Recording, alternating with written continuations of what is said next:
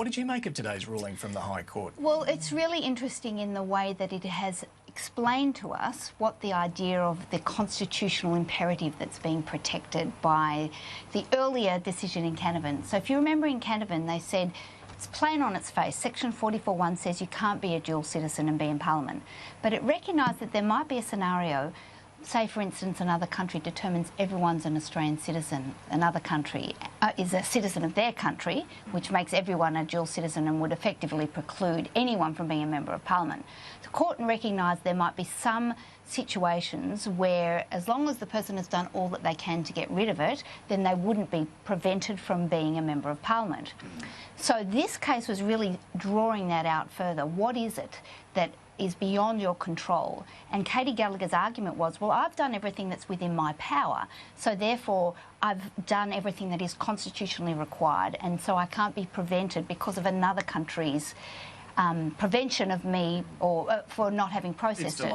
It's delayed. The court said no today. They said basically unless it's impossible or it's arbitrary or intransigent or irremediable, it's a hard word to say. That was the word I saw. Unless it's in that category, basically if you're still a dual citizen, you cannot nominate. So to break that down, Yes. It's countries like Iran, for example, where you can't, or are there other examples where you can't actually renounce the dual citizenship? It's identifying that there may be countries, because I think Sam Dastyari was on the record of having had to spend a lot of money. But it does raise really interesting questions about access to being a member of Parliament.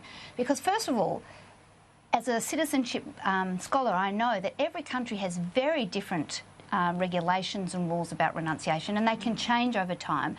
So it could be 1 month, it could be a year, it could be 2 years, it could be longer because of the processes that they need to fulfil to enable you. Today's ruling, I mean, it doesn't matter if it does take a year or two for whatever country it is to process your renunciation, you're out. You can't actually be in Parliament. You're not able to run for Parliament. So it has a very strong consequence for representative democracy in Australia. I mean, does it mean that a dual citizen who wants to be in Parliament really is hostage to the processes of that foreign power? And even if it does take 6 months, a year, yes, they can't do anything. They can't enter Parliament. Yes, does this disenfranchise dual citizens? Well, it's a form of foreign influence, isn't it? In the sense that other countries, by virtue of their laws, may not be intending to prevent your representative rights, but by virtue of their own systems, you are prevented. And it's only in the case where you could never ever renounce, and you've done all that you can do on your part to have an attempt at it, that the court will recognise that you're allowed to still sit in Parliament. So it's very hard to know those scenarios. They did identify in the judgment if you were going to be at risk. So if there's a country that requires you to go back and it's in the midst of war, then that might be a scenario. But they're going to be case-by-case scenarios. So it will mean that you will need an individual to essentially hope that they fit into the category, and for someone to challenge it to see what the High Court would say in any other disputed context. But up until that time, it's essentially telling all dual citizens out there that unless it really is so difficult and effectively impossible to give up your other citizenship, you're prevented until your renunciation is through. Well, again, this comes back to something we've discussed throughout this. Does it underline the need to change the Constitution? Yes, I think today's judgment puts a further thorn in the side of representative democracy, and the Constitution as it's currently framed does not fit with our democratic conceptions of today. And I think that the concerns about dual allegiance and a concern for the influence of other countries is not proportionate to this requirement that you cannot be a dual citizen, be a member of Parliament. I think if we set up a register, if we were able to amend the Constitution, and that's of course the big if, but I mean, everybody's affected by this. All parties have been affected by this, so it's all parliamentarians who know what the consequences are. But I guess more importantly for Australian society, it's diminishing our representation in Parliament. We're effectively saying that there is a very small pool, because don't forget, almost half of Australians are dual citizens.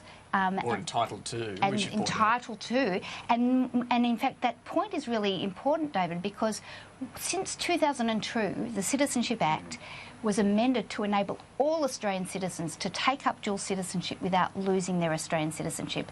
This judgment really affirms that there's this big disjuncture between our legislation and our access to dual citizenship in every other respect except for being a Member of Parliament. So do you have sympathy with what Labor's position has been, that, look, this is a new interpretation from the High Court today? You know, we thought reasonable steps, you know, were clear, and we did follow reasonable steps. Today has completely reinterpreted the Constitution. Well, we have never had the full weight of the court's judgment on this. And I think the argument was absolutely sound, that if you'd done everything on your part that you could do, what else can you do other than effectively what the High Court's told us today, have to wait? So they're actually saying you cannot fulfil your representative democracy capacity until you have renounced your other citizenship. What does it mean then for those who might be thinking about a career in Parliament, a tilt at a seat? Yep. They've got to get moving on their renunciation if they're entitled to dual citizenship really, really early in the piece. Basically, as soon as you have a sense that you're interested in truly running for Parliament, because of course we have no control on when elections are called. We have a sense over the framework of our constitutional system, but if you really want to be in a position to be able to make that decision for yourself, then yes, you've got to get in earlier. And what does that really mean in terms of, it's a big sacrifice for people to have to make, because citizenship is more than just that notion of representation in Parliament. It's about sense of connection and identity. And for a lot of people, first of all, you are not guaranteed of being elected, so you're having to renounce that other citizenship. Yeah, which is a lot to give up in a lot of cases. Yes, yes. And also political opportunities come up sometimes very quickly. That's right. Like a bunch of by-elections that are about to take Correct. place. Yes. So, you know, there is that as well. There's a parliamentary committee, as you know, looking at all of this. Yes. Looking at what so today's decision presumably means they need to go back to scratch and start. Well, I think that, well, what I've seen reported is that they had already recommended to the government that it should look at repealing because of everything up until Canavan. I think today puts the icing on the cake for that recommendation, that it really is time to seriously, in a bipartisan way, because we know with constitutional change that if there's bipartisan support, you're on your way there. I think the other thing is a very strong public education campaign to understand what is at stake and how things have changed so dramatically since 1901 to today in terms of conceptions of representation and democracy and allegiance. It would seem to me, though, that it would be pretty easy still to run a no case here and say we don't want people with foreign allegiance in the Parliament, keep the Constitution as it is. I mean, how do you convince Australians that this needs changing? Because I think these cases show that it's not foreign allegiance, it's foreign status.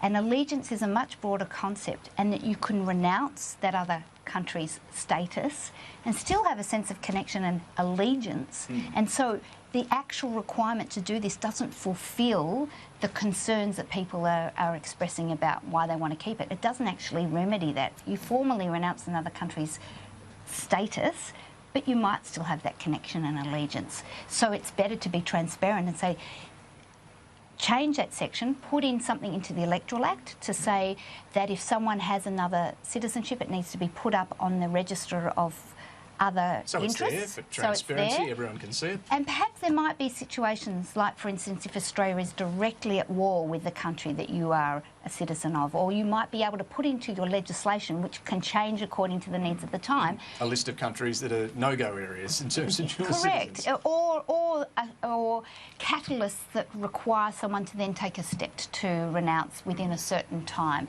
There are ways of actually doing that in a very democratic framework. The Constitution has been wedded in a period of time that no longer reflects, I think, the needs of our community. Remind us what happens around the world, like-minded countries at least. You can actually be a dual citizen in the US Congress. Yes. You can actually be a dual citizen in New Zealand, in Canada, exactly. The British Parliament, I think you can be a dual citizen of a Commonwealth country. Yes, yeah, well, this is really interesting also in terms of the reality. It's not just about multicultural Australia, but of course the Gallagher case and the other cases before her where they were British citizens. Now, up until 1988, they were able to sit in Parliament as British citizens as well as dual citizens because they weren't deemed to be a foreign power. Yes. So that also just reminds us that you could actually have a duality of connection without that undermining a notion of allegiance, and our changed concepts of allegiance, I think, really are part of this need for change. It is interesting. I was in the UK just a few weeks back and interviewed a Labor MP in the British Parliament who's also an Australian citizen as well. So there Correct. you go. So that is possible, and it doesn't undermine their We can't. democracy. Why can't we? All right. Maybe it's a coming of age thing for us to feel confident that we can actually not be fearful of the other, that it's actually part of our fabric of today. Good point. Kim Rubenstein, thank you once again for joining us. Right.